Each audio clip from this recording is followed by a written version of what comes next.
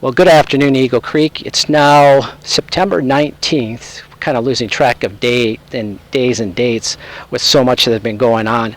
But Eagle Creek is actually in very good shape thanks to Jimmy Alston, his staff, Barry Lee and his staff, and our kitchen crew who arrived as early as Monday morning, and we've worked through the week. We finally took a day off on Sunday.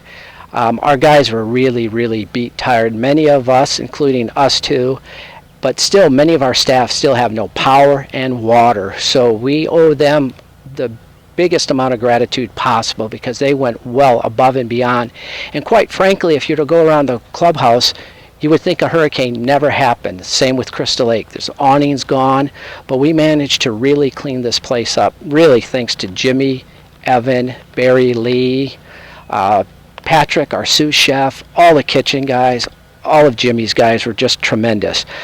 Currently, Collier County is still under a water boil. You cannot drink the water, therefore we aren't serving food in the clubhouse yet. But we're getting there. We're getting there fast. Today, tennis opened. We've had the fitness center open. The administration offices are open. And our goal is to get Eagle Creek back to the new normal as soon as possible. Yesterday we met with the insurance adjuster.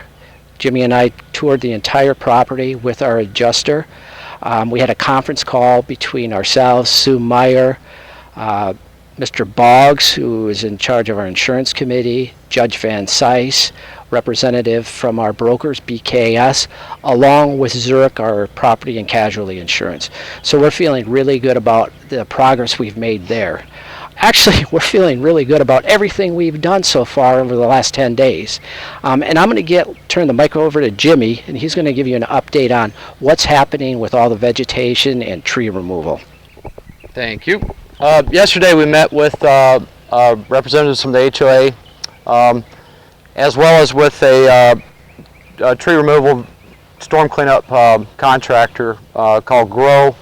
You guys have seen them in here in Eagle Creek prior.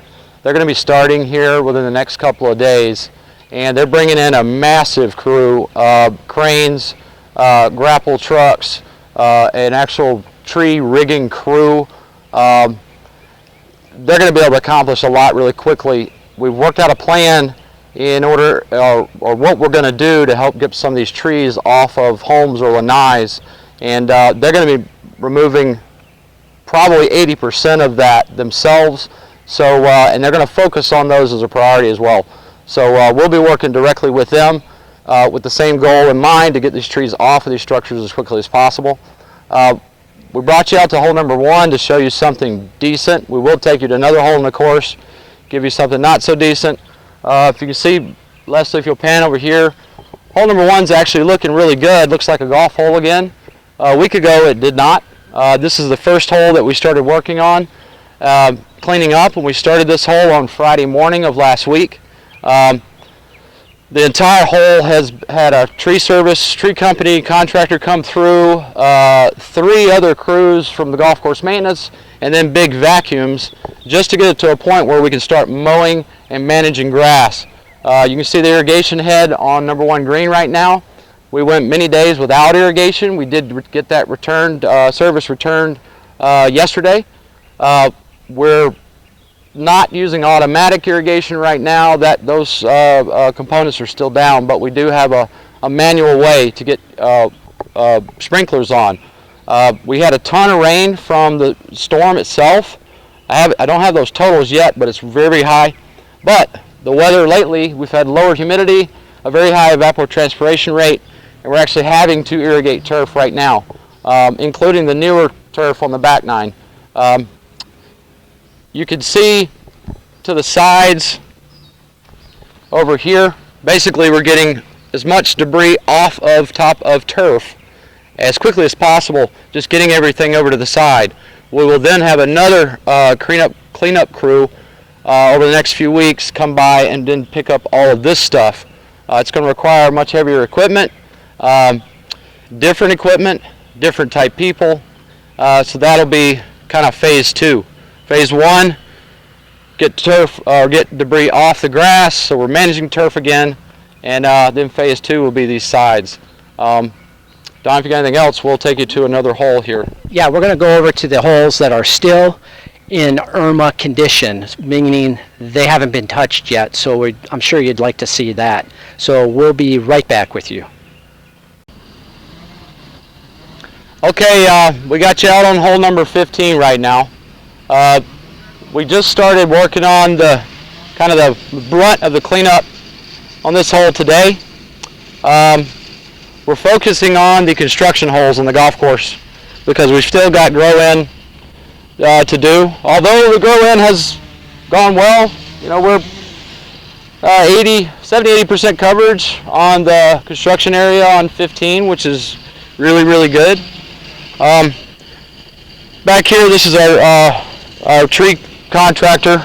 It's actually a group from our golf course contractor, GCID, which happened to be on site still under contract when the storm hit.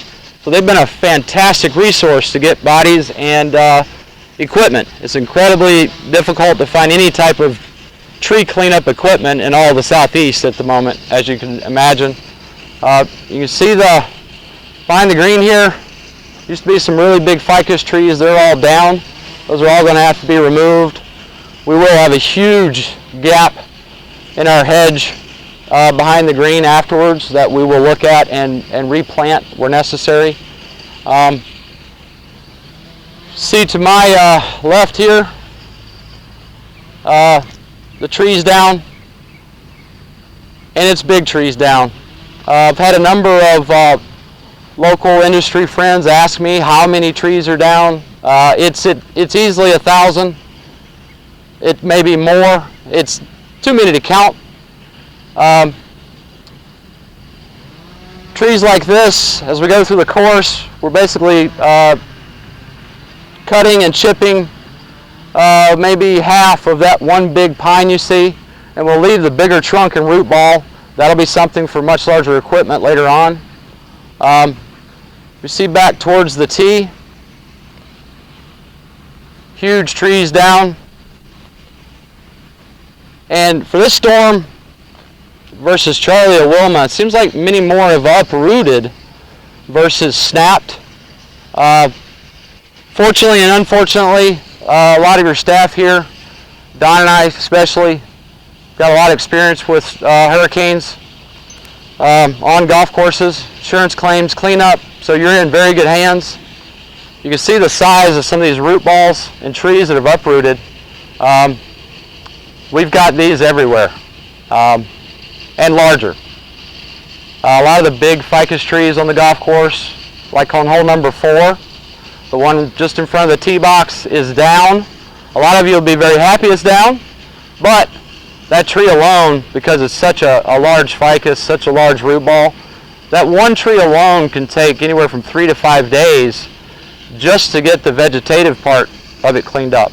And then heavy equipment to come remove the root ball, backfill the hole, sod or replant trees, whatever it is we do to the side there. So we've got a substantial amount of work ahead of us. We do have 4 holes completely clean now, and we are mowing grass and managing the turf on those 4 holes. Every little bit of debris has to be picked up before we can mow. Our mowers, our real mowers, can't really take much of this, so every little piece has got to be picked up before the turf can be mowed and start to be managed again. We've had a lot of questions about when are we going to open. Originally, we were October the 15th, and had we not got this storm, we were going to hit that date. We would have been there. We don't know exactly how much longer we'll have to push that October 15th back, but it will definitely need to be pushed back a little bit. Over the next couple of weeks, we're going to kind of narrow down that opening target date, and we'll release that as soon as we have a good idea of when that actually will be. There's just so much work left to do. We don't know exactly what that is yet. I do have a drone company here that has a remote controlled video drone. We're doing a lot of before and after stuff not only for communication to the members, but also use for our insurance claim. We're gonna drone video the entire golf course, and then we've got a mapping guy who's going to put those together for us. So we'll have basically a presentation to the insurance company. So far, like Don said earlier, insurance talks have been very positive, gone very well. We'll be meeting again with the adjuster later on this week. I'm sure he's going to have some questions. So we'll be keeping you up to date via video. You might see one end of this week with some more news, good or bad, and we'll keep you posted.